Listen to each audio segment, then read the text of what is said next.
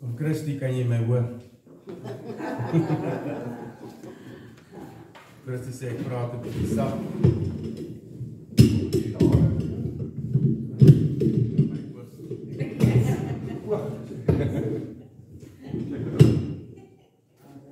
Baie dankie.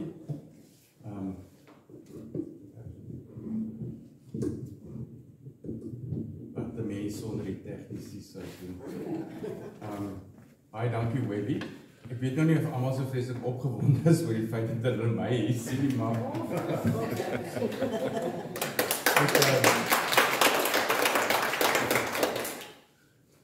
ek hoop ek verdwyn in die niet en dat die Here se woord heeltemal vooraan sal staan. Kom ons sluit die oë. Here Jesus, U is ons asem, U is ons lewe. Ons kan niks sonder U nie. Here, en ek wil vanoggend bid dat U woord vir ons baie duidelik sal oopmaak.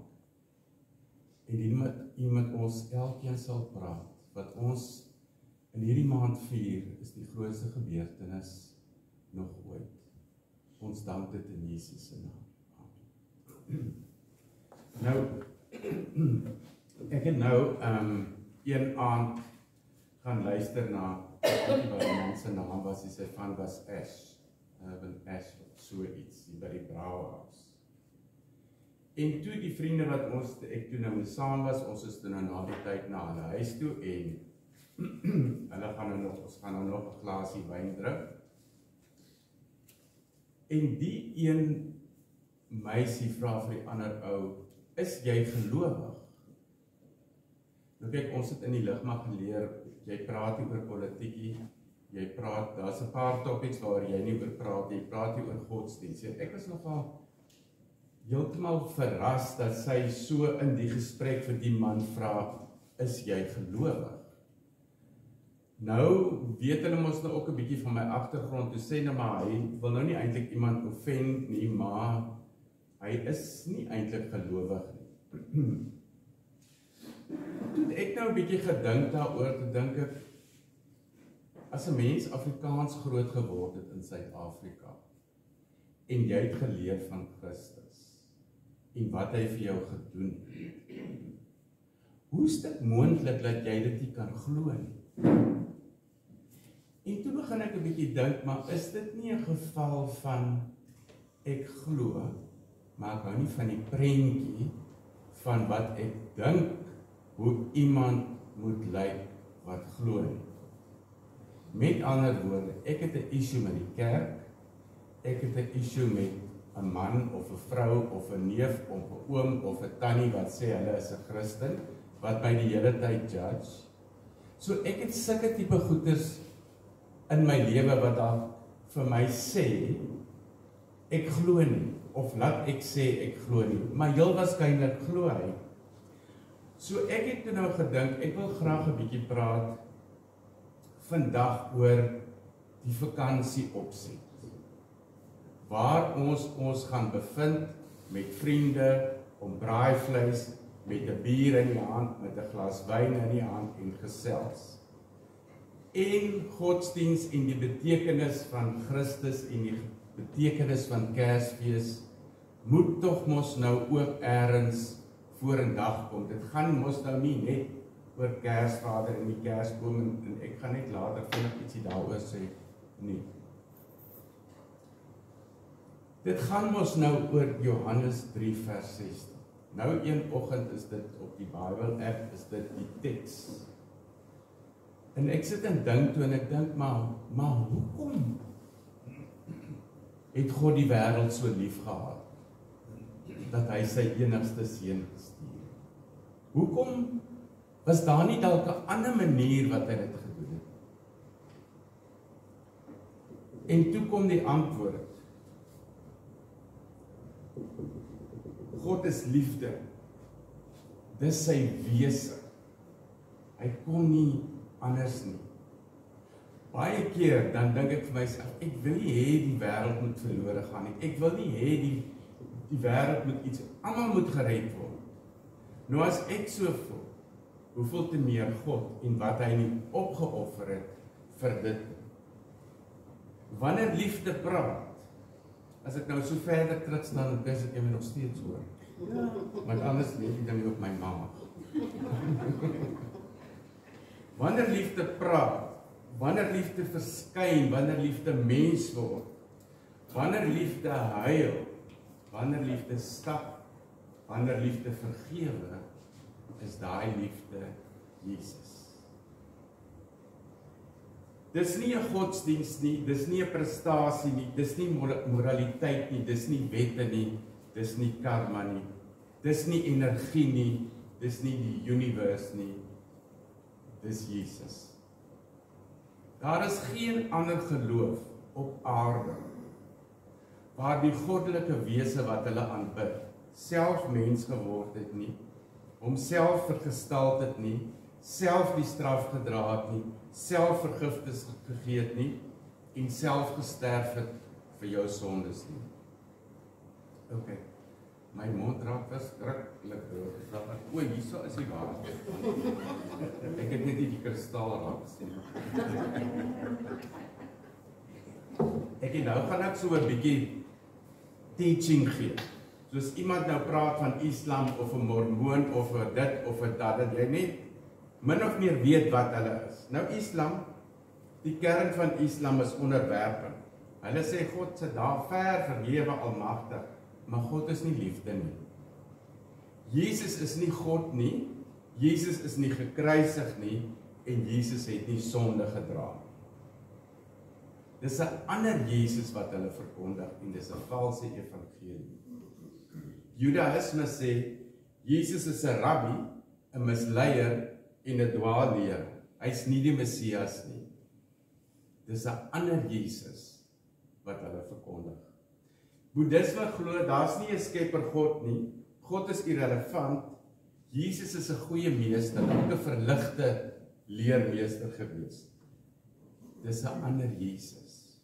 Hindoeïsme sê Jesus is een van baie miljoene gode. Daar's geen kruis nie, daar was geen versoening nie, hy het geen unieke rol gespeel nie. Dis 'n ander Jesus. Die Jehova getuies sê, Jesus is nie God nie, maar die aartsengel Michael. Dis 'n ander Jesus. Die Mormone sê, Jesus is die fisiese seun van God die Vader, en hy is die broer van Lucifer. Met ander woorde, 'n skepsel van God. God is 'n verheerlikte man wat self op 'n planeet regeer. Dis 'n ander Jesus. Nou kom ons bietjie nader na wat ons deesdae ervaar, die New Age spiritualiteit, waar die kinders praat van die universe en die energie, en ek sit dit uit in die energie, en ek gee dit vir die universe, en dis karma, en daai goed. Dit sê God is die universe, dit sê God is energie, stuur goeie vibrasies uit, jy trek aan wat jy uitstuur, alles is een. Spiritualiteit is nie 'n persoon. Dis liefde sonder waarheid. Maar hulle glo in 'n liefde wat nie konfronteer nie. Verlossing sonder 'n verlosser, maar hier's die probleem met hierdie hele ding, en ons gaan nou nie eksamen daaroor skryf nie, so ek wil nou net vinnig daarteë gaan. Die universe het jou nie lief nie. Die universe kan jou nie vergewe nie. Die universe kan nie mense verander nie. Die universe kan nie roep nie. Hy kan nie praat nie. En hy kan nie sterf nie. Dis 'n ander Jesus, dis 'n ander gees, dis 'n ander evangelie. Nou, dan het ons nog die hele Big Bang storie waarby ek nou glad nie wil uitkom nie. Ek gaan dit nou maar skiep, want Willie het gesê ek moet nie te lank preek nie. Dan was ek nou die oggend by 'n middagete met 'n gesprek, en ek weet nie hoekom dit altyd uitkom Samuel, hy sê dominee of dominee geswat of so nie, dan is almal mos nou 'n bietjie anders, so ek verkies dit altyd, hulle moet dit liewes nou nie weet nie. Maar nou, toe sê die vrou nou nog al, nee wat, sy is heeltemal daar fyn, want as geloof vir jou 'n kruk is, jy weet, mense gebruik geloof as 'n kruk, dan is dit nou heeltemal fyn vir haar. Met ander woorde, ek gebruik geloof as 'n kruk. Dis nogal 'n bietjie neerhalend, 'n bietjie nogal audacious om dit te sê. Maar wat sy nie verstaan nie, is elke mens het 'n kruk. Party gebruik geld as 'n kruk. Party gebruik sukses as 'n kruk. Party gebruik drank as 'n kruk. Party gebruik verhoudings as 'n kruk. Party gebruik erkenning as 'n kruk. Selfhelp, spiritualiteit, die universe se energie as 'n kruk. Ons as Christene het nie 'n kruk nie, ons het 'n fonds. Want Jesus is ons rots. Hy's nie 'n krukmiddel nie, hy's nie 'n hulpmiddel nie, hy's nie 'n inspirasie nie, hy's nie 'n vibrasie nie, hy's ons rots. Nou dit is nou die bietjie oor die ander gelowe en dalk goed wat jy in die vakansie rondom die vuur of rondom die Kersfeestafel gaan teekom. Nou Paulus het 'n baie duidelike waarskuwing oor valse Christusse in 2 Korintiërs 11. Hy sê in 2 Korintiërs 11 vers 3, maar ek vrees dat, net soos die slang Eva deur sy listigheid verlei het, julle gedagtes miskien van die eenvoud en reinheid wat teenoor Christus is, weggevoer kan word. Want as iemand kom en 'n ander Jesus verkondig as wat ons verkondig het, of as julle 'n ander gees ontvang as wat julle ontvang het, of 'n ander evangelie as wat julle aanvaar het, verdra julle dit maklik genoeg. Nou wat hy basies vir hulle sê is, skrik wakker, julle kan nie net enige iets aanvaar en wat goed klink en mooi klink en so nie. So, dit is eintlik waaroor ek wil sê, die wêreld is vol ander Jesusse. Die wêreld is vol ander evangelies, die wêreld is vol ander geeste. Nie alles wat spiritueel is van God nie. Nie alles wat mooi klink is waar nie. Nie alles wat positief klink red nie. Want hy sê in vers 13, want sulke mense is valse apostels, bedrieglike arbeiders wat hulle self verander in apostels van Christus. En geen wonder nie, wat die Satan self verander hom in die engel van die lig. Nou,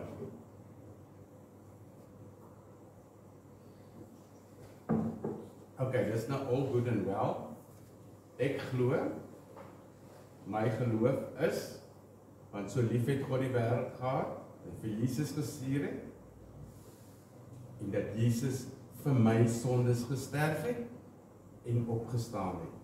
En dis my geloof. Nou gaan ek 'n bietjie later kom by die punt kom van die duiwels glo ook en hulle sê, waar kom die verskil van hierdie ding, en hoe gaan ek die mense hanteer, met wie ek hierdie vakansie dalk te doen gaan kry? Nou Paulus skryf in die Kolossense 4 vers 2 tot 6.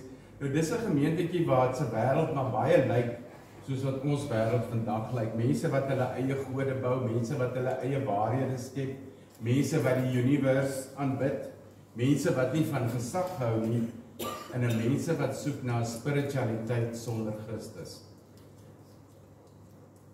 En hy sê vir hulle, Kolossense 4 vers 2, dis eintlik die teks, die kernteks van waaroor ek vandag wil praat. Wil jy met my net jou hand opsteek, baie as ek te lank word, dan sal ek Kolossense 4 vers 2, volhard in die gebed, wees daarin waaksaam met danksegging. Bid terselfdertyd ook vir ons, dat God vir ons 'n deur vir die woord sal oopmaak, om die verborgenheid van Christus te verkondig, sodat ek dit kan verkondig soos ek dit behoort te doen. Nou, vers 5 en 6. Wandel wys teenoor die wat buite is. Benut die tyd.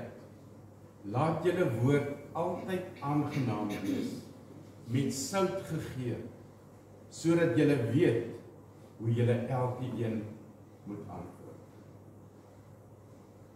Nou, ek wil vandag vir julle wys dat daar 'n goue brug is in hierdie 5 verse. Dit begin by gebed.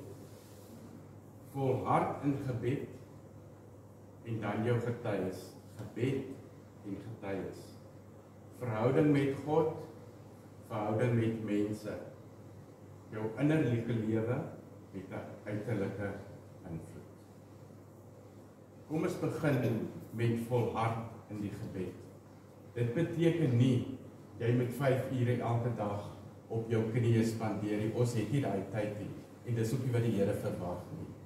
Gebed is 'n lewenswyse, dis jou asemhaling.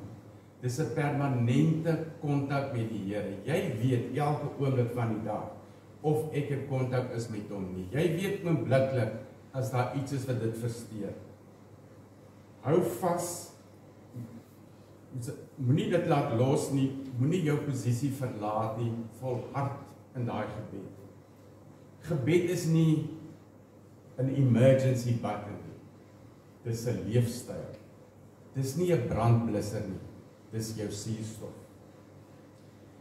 Wees daarin waaksaam, sê in die woord wat hulle in die Grieks gebruik is soos paraat, militêr. Moenie dom wees nie, moenie geestelik slaap nie, bly wakker. Met ander woorde, jy weet mos nou van al hierdie goedes wat ons nou oor gepraat het en intellektueel is daar so baie redenasies in goed, maar ek kan net in gebed my suurstof kry om te weet hoe ek gaan moet reageer. Die grootste sonde van moderne Christene is nie rebellie nie. Dis slapheid.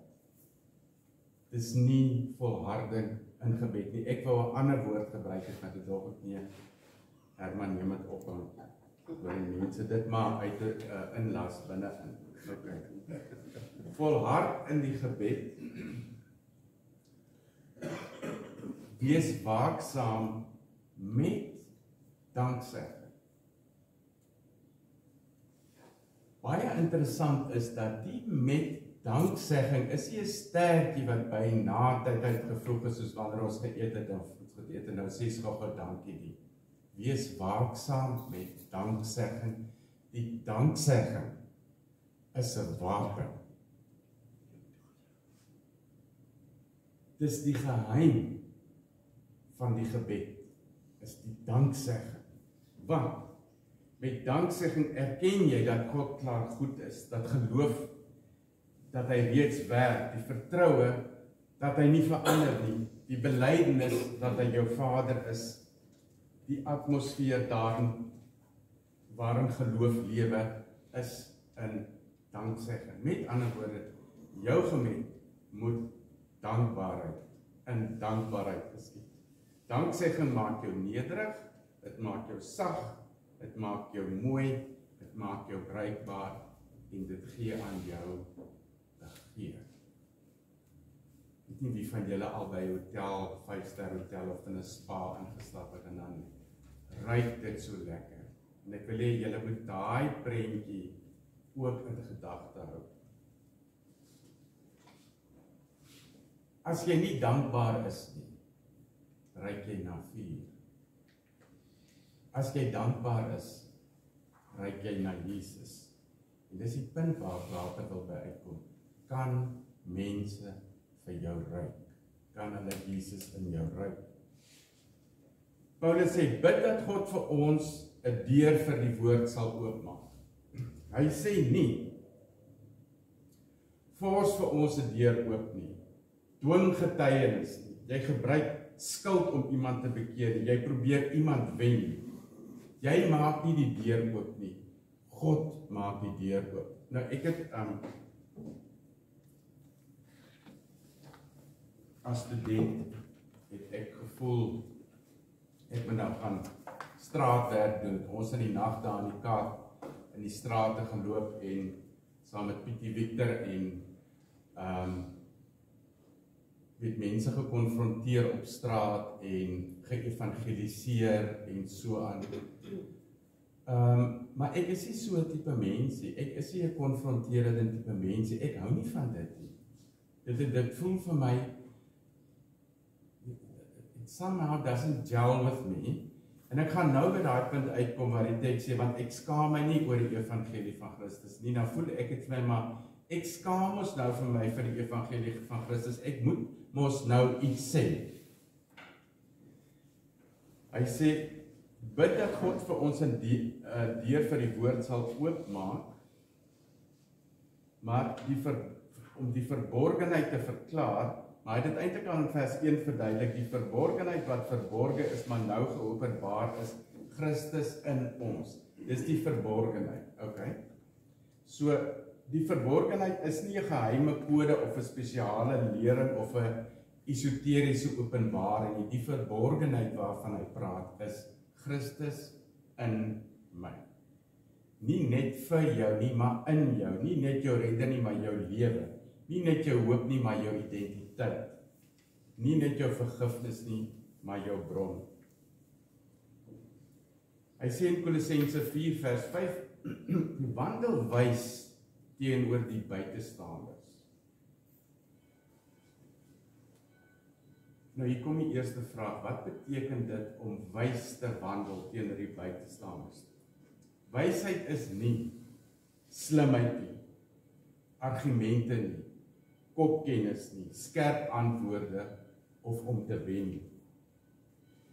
Wysheid is Jesus se flavor, se toon.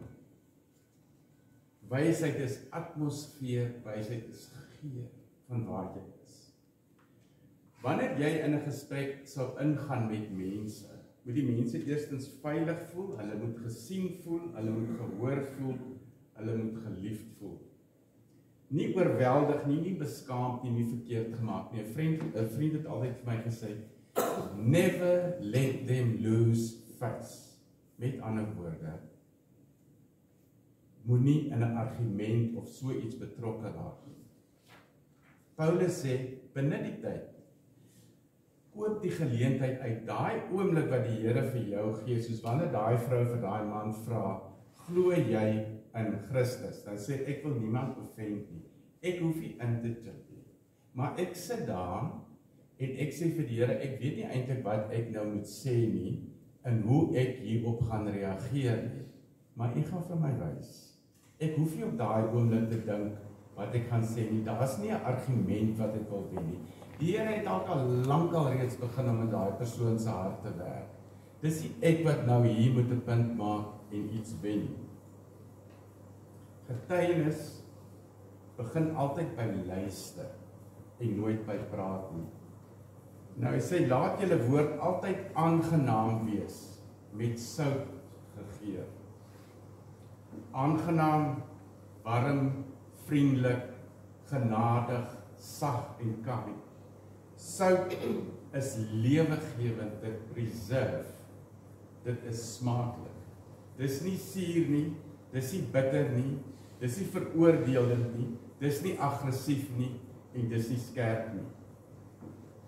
Nou my vraag is mense lus om naby jou te wees? Is die Christus wat hulle in jou sien van so 'n aard dat hulle naby jou wil wees? As hulle nie naby jou wil wees nie, moenie met hulle oor Christus praat nie. Onthou, een ding, te veel sout maak naar.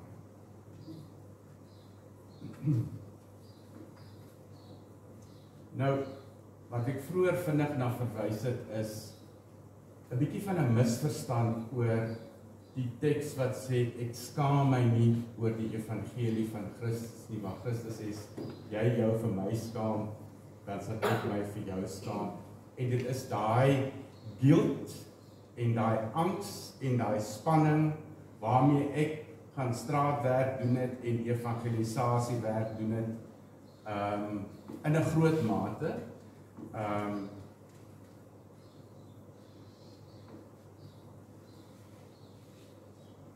Die teks wat eintlik die bangmaak gedeelte van die teks gaan nie oor om nie te praat nie, dit gaan oor nie Christus te lewe nie, want hierdie konteks van hierdie teks is toe mense in die nag na Jesus toe gegaan het, Nikodemus, wat in die dag nie wil sê hulle volg Christus nie, maar in die nag in die donkerte na hom toe gaan.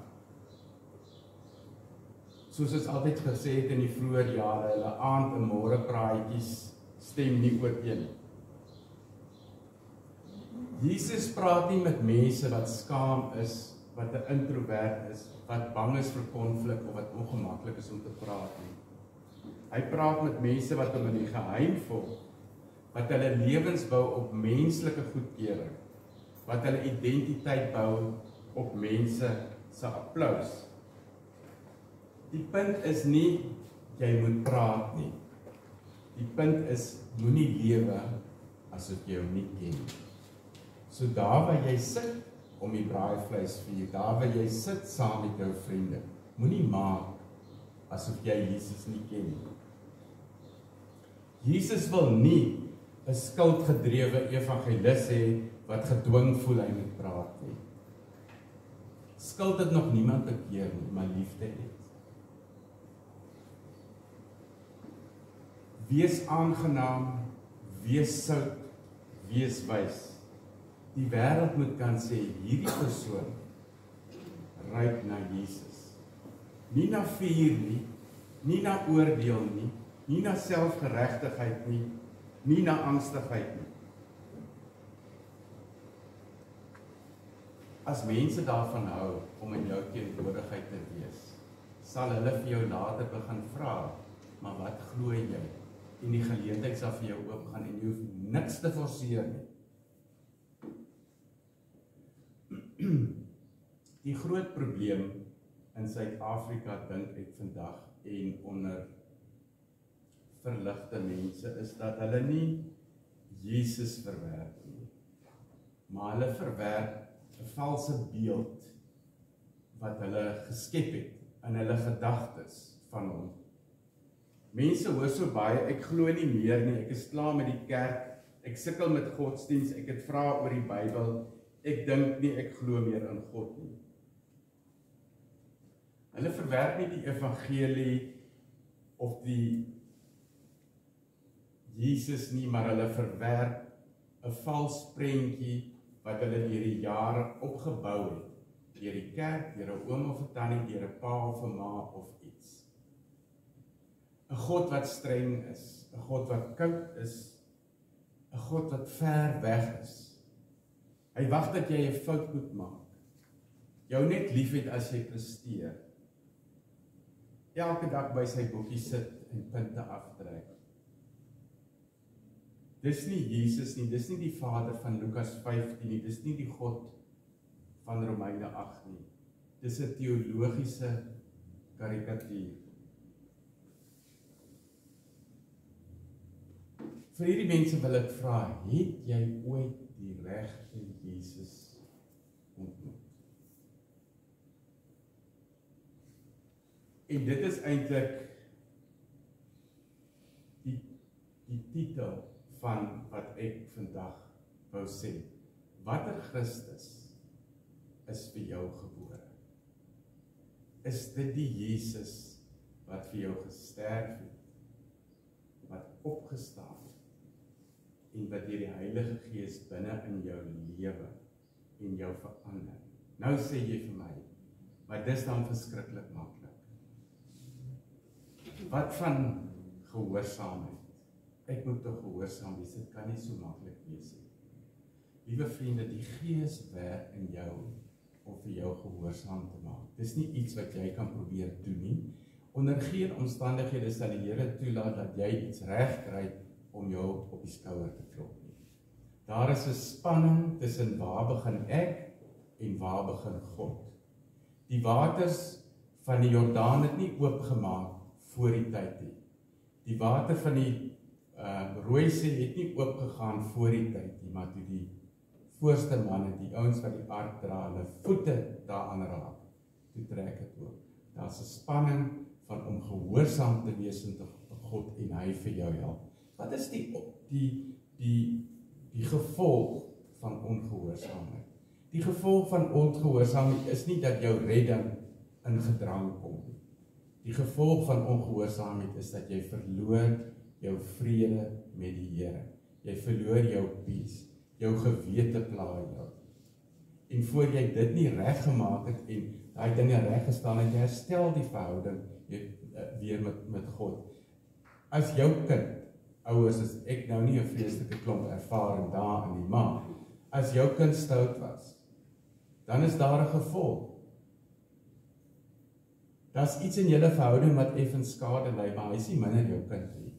Jy gaan hom dalk raas, en hy gaan dalk sê, is jammer, maar hy bly nog steeds jou kind.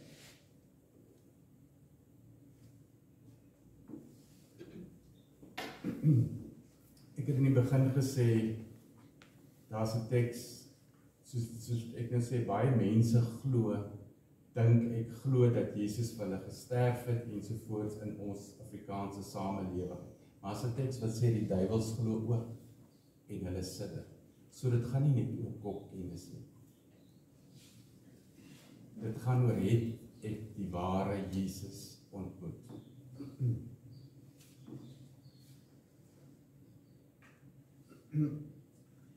Ek dink, ek wil nou sluit by sommer 'n laaste topik wat gaan opduik hierdie vakansie is Kersvader en die Kersboom.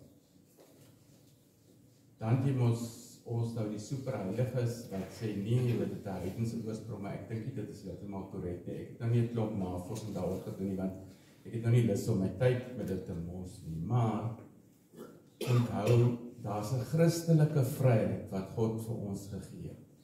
Julle is beoordeel alle dinge en behou die goeie. As dit vir jou niks beteken nie, hoekom worry jy daaroor? Sorg net jou kinders weet waaroor gaan Kers wees. Elke een moet doen soos wat hy in sy eie gemoed oortuig is. Moenie met mense in gesprekke betrokke raak oor 'n Kersboom of vir 'n Kersvader, paashase en allerlei sulke goed nie. Jy moet doen soos wat jy in jou gemoed oortuig is. As dit die kern vervang van jou geloof, is dit baie, baie jammer. Jou boom is nie jou God nie, die geskenke is nie afgode nie. Kersvader is nie 'n demoniese figuur nie. Dis kultuur, dis familie, dis tradisie, dis pret. Solank Jesus die middelpunt is, solank jou hart nie verplaas word nie, en dit alles in liefde geskied. Jesus is nie 'n pretbederwer nie. Hy het wyn gemaak, hy het saam met sondaars geëet, hy het gelag en hy het geleef. Vriende, daar is niks mooier as iemand wat ryk na Jesus nie. So ek wil vir julle sê, geniet Kersfees, lag baie, eet lekker, gee te veel, moenie jou hart oordeel nie, moenie ander oordeel. Wees lig, wees liefde, wees sout, wees Jesus. Want Christendom of die kerk is nie 'n kruk nie. Dis lewe, dis vreugde, dis vrede, dis waarheid, dis oorwinning, dis liefde, dis Jesus. Amen.